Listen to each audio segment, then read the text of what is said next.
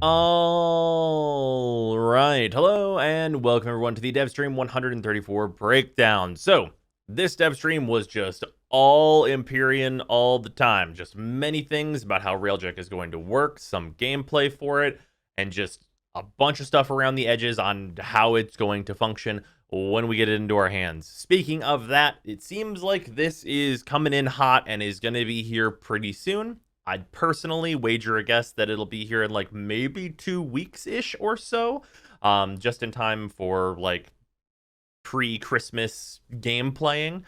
So that should be good, and hopefully that happens. But let's talk about what we saw, because it was not all good, but it is also worth noting that it's very much in flux. They talked heavily that this stuff needs a bunch of balance passes. There are a bunch of numbers that are not final, all that kind of thing. Keep in mind, though, that feedback on what we did see is still very important. Just because DE is stating that, hey, this stuff's not final, that means that it gives us an opportunity as a community to give the feedback and hopefully influence what is final to be more in line with what we would like to see. So, with that out of the way, let's talk about this stuff. Starting with new resources and research. So these are, of course, very much linked. And we saw the new research page that we're going to be interacting with. As you can see here, there's, let's call it a lot. There's a lot here. There seems to be 3 tiers of each and everything that we can put on our Railjack, that we can upgrade and research to put on to our ship. This is guns, engines, reactors, and shields. And it seems like a whole lot of fucking research. So, if you weren't super jazzed about the like 72 hours you had to wait for the Railjack to build, because that's a long time, this is looking like it's going to be that times 10, but at least you'll be able to use your Railjack while these things are building.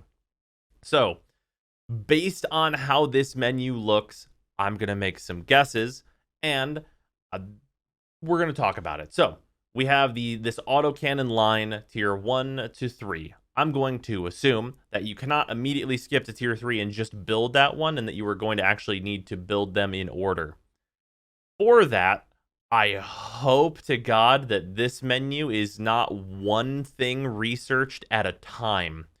Like, if you cannot research the autocannon while you're researching the Brunter, or build them simultaneously, however it's going to be like worded and work, that is going to be an absolutely astronomical wait time for these things to build, which seems rough.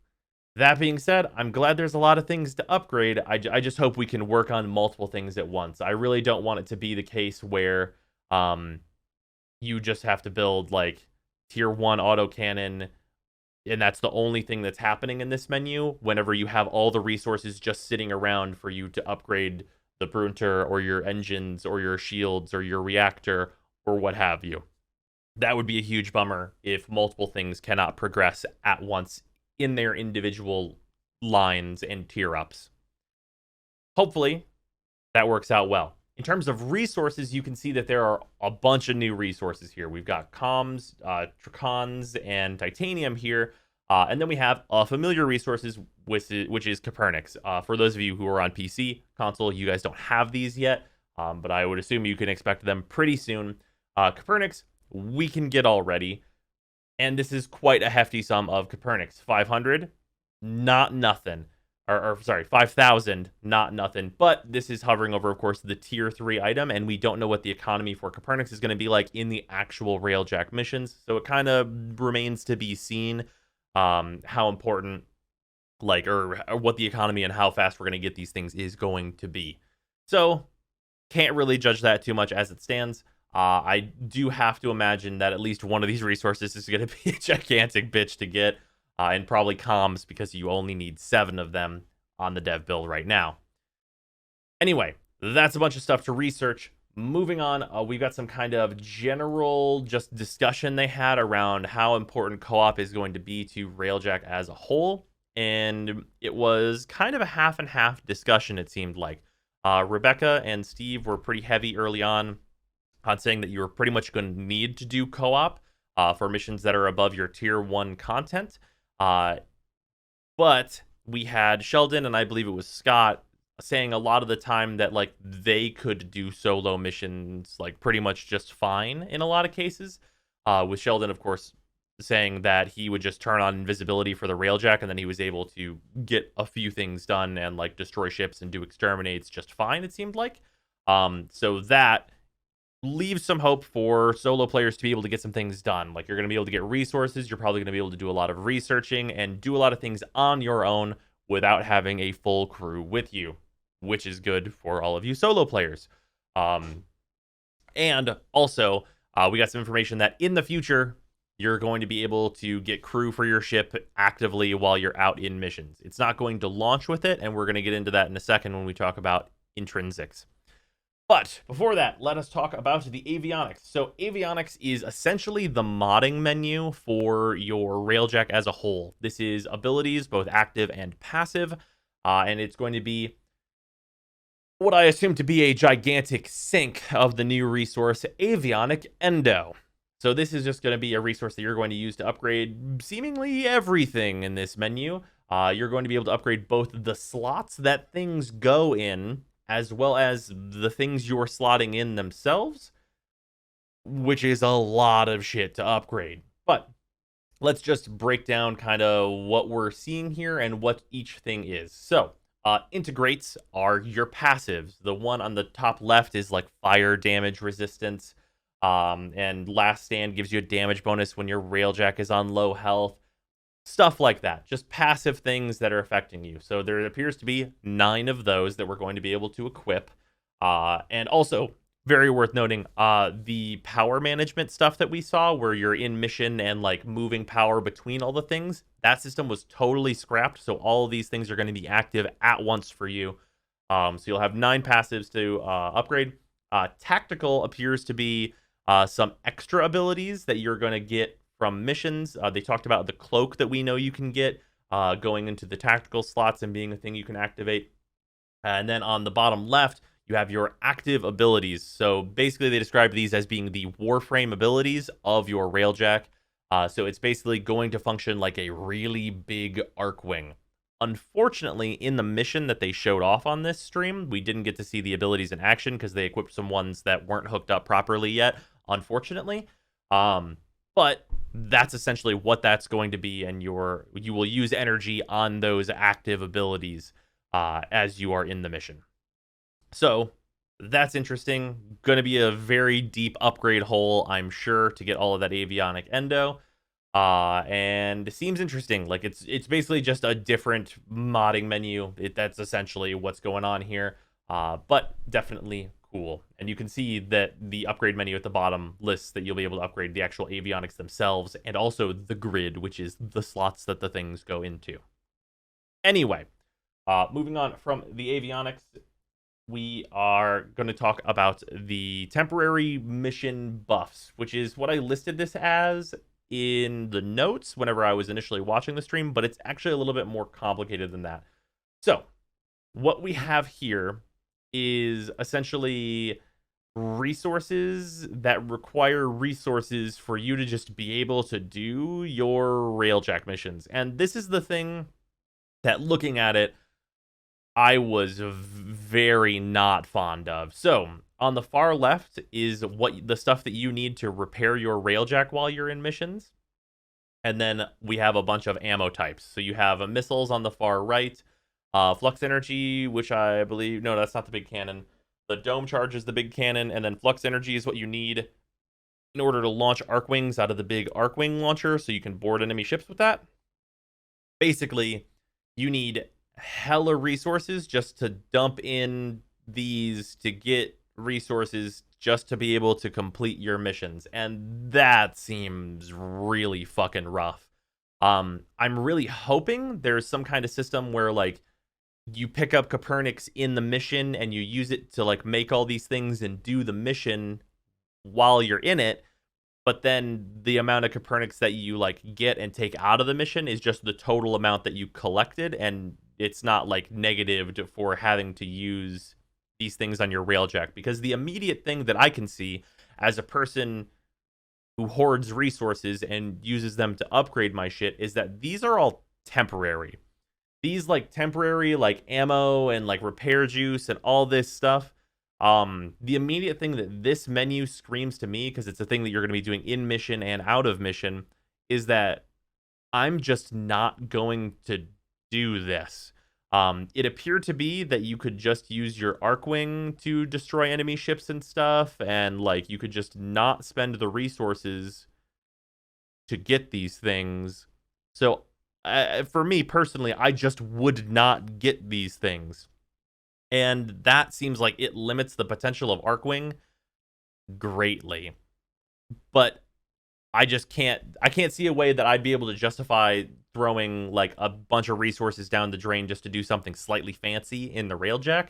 And I'd probably be more on the train of what Sheldon mentioned, which was just having the railjack go invisible and then not worrying about it. If it's going to take like resources just to repair it and have it not die in the mission, that seems honestly pretty shitty and not very fun, and kind of like a big waste of the resources I'm collecting trying to actually get my shit upgraded, because those resources appear to be quite shared from what you're building here and what you are building to actually upgrade your ship. So hopefully this sees the most attention, because it seemed rough, and we'll talk about that a little bit more when we talk about what they were doing in the actual mission itself. So anyway, moving on from that, let's talk about the intrinsics. So intrinsics are essentially, these are your skills as a player joining a squad. So you've got tactical, piloting, gunnery, and engineering, and there's one that's grayed out, which is command. So this is what we were talking about earlier with the co-op stuff. Command is not going to launch initially, and this is going to be your AI crew members like being on your ship and doing stuff for you. This is going to be your skill with that. So I imagine that will be a huge enabler for solo players to actually be able to do their missions without anyone else with them, because you'll have your AI crew with you. Don't know how good that's actually going to be. It remains to be seen. Obviously, it's not shipping with it, so it will hopefully be quite good. But the rest of this stuff appeared to have important upgrades. So like piloting, you had the ability to make it so that your railjet could dodge, and the dodge looked really fucking good, so I definitely want that. I'd assume there's like damage buffs and things under gunnery. I don't know what's under tactical, but like this seems to be pretty important, and this is a level that you're going to have between missions, and whether you are on your railjack or not. So the really important thing here is that we have this. So this is going to be an available option to anyone who has an Arcwing. You don't need to have your railjack built, but you're going to be able to just join a crew that is doing Empyrean content. This is essentially a matchmaking button for Empyrean content. So players are going to be able to join in and do stuff. So you're going to be able to have your like gunnery, your piloting, your tactical, your engineering. You're going to be able to have that stuff leveled to some degree. Even if you don't have a railjack, and then you can spend your points however you'd like in whichever area you'd like, so you could specialize in doing a certain thing. With that, they said this is going to take a long time to level, and they do want you to specialize. So it'll probably be quite a grind to max out all of these, and focusing in on one based on the bonuses shown seems like it's probably going to be kind of the optimal strategy, and you'll probably want to pick a role. The one issue I could see with this is that piloting will probably be by far the most common choice of players, because, I mean, at least if you have a railjack, it'll be the most common choice, because you would likely want to pilot your own railjack because it's your own railjack. So we'll see how it kind of shakes out, but it may be smart to wait a little bit before investing heavily in any of these and see where most people have their points invested, so that if everyone is maxed out on pilot but has no fucking levels and anything else, you can do one of the other things and then have a big use there in terms of having a bunch of people on the crew be able to do all the bonuses of each of these different things. Seems like an interesting system that I will almost assuredly want to just max out on all of these, and then not have to worry about what position I'm in and just get all the bonuses, because that sounds great to me. But of course, that will take a while. So there is that stuff. That's intrinsics. And that's that's pretty much the menu stuff that we saw. In terms of the actual gameplay that we saw, some just general notes that I've got here.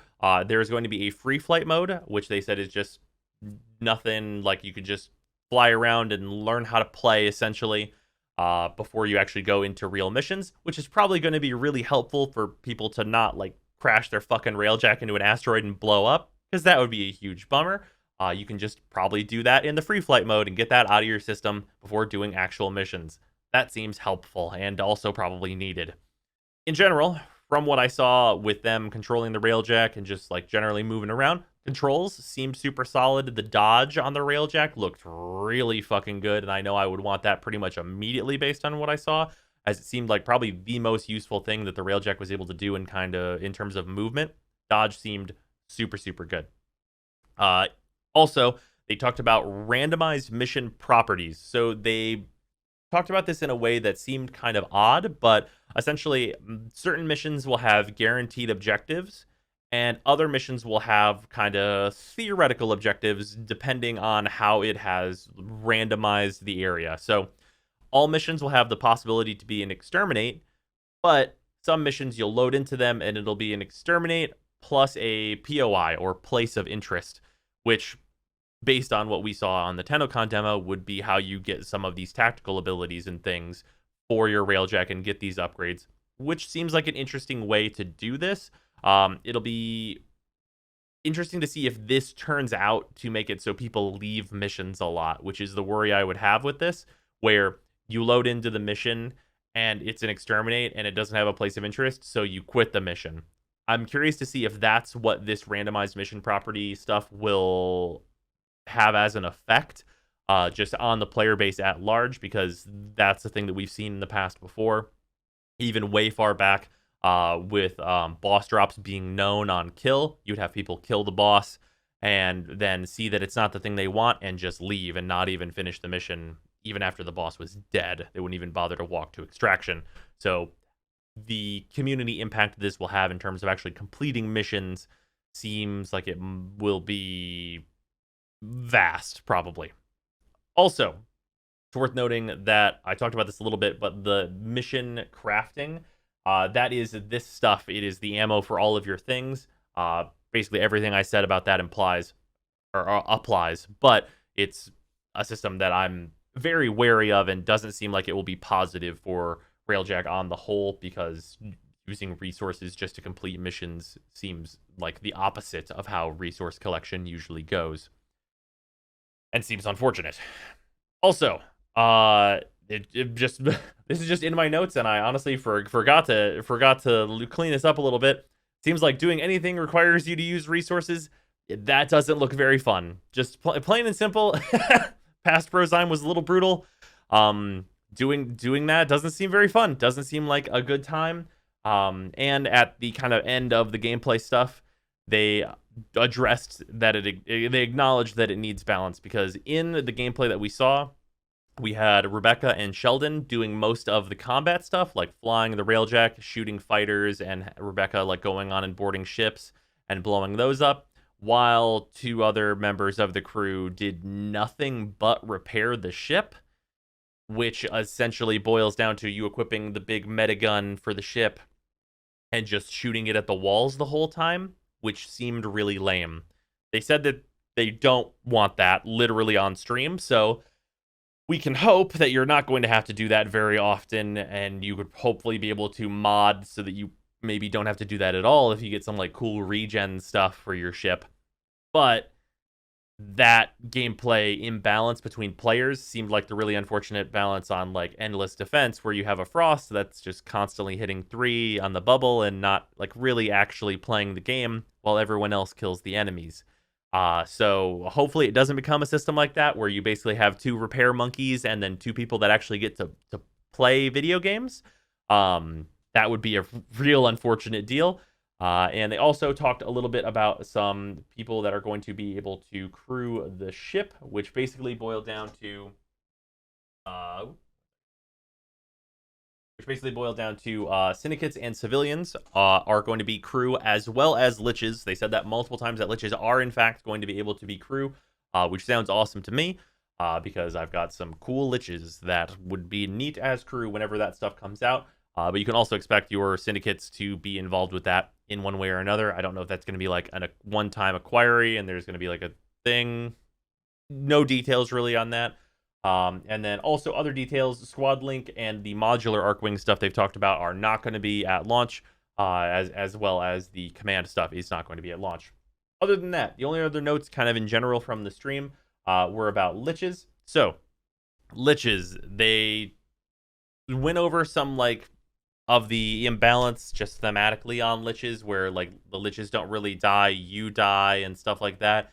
And it kind of got written off completely as a thing that honestly doesn't really matter that much. And I would tend to agree that like thematically liches being not liches doesn't matter that much to me. But they kind of doubled down on like lich stuff not really changing and just saying that there would be more factions, and but there wouldn't really be any lich stuff before the year's end, and there might be some improvements to it later. Which, for me, I understand that they're trying to get Railjack out, and like they want us to be able to go and do all this stuff, and liches are maybe on the back seat to that. But I think, and I'm going to make an entire video probably about this, I think liches as a whole, as a system, are a failed integration into Warframe at current, and that it should be a whole lot better if they want that system to be meaningful. But I'll probably do a whole video on that, so I won't get into it here. But just know that there's not going to be any lich changes before next year, it seems like, which I know is unfortunate for quite a few people. They did kind of talk around, but not say that this would happen, that there might be a way at some point to get rid of a lich you don't want, which seems good. And I know a lot of people want that. But yeah, overall, I think Empyrean is interesting and seems like it could be a lot of fun.